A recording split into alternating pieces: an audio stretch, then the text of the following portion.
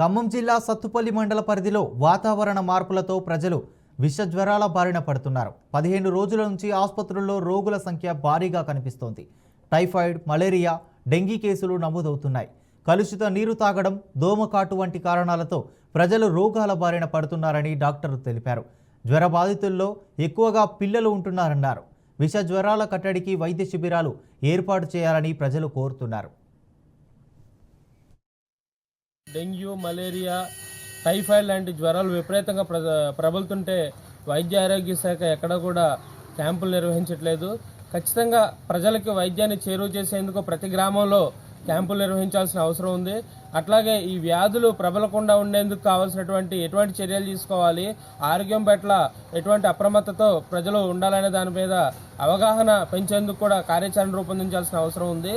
మరోపక్క పల్లె దవాఖానాలు, బస్తీ దవాఖానాలు అట్టహాసంగా ప్రారంభించారు. ప్రభుత్వం మారింది, వాటిని పూర్తిగా నిర్లక్ష్యం చేస్తూ వస్తున్నారు.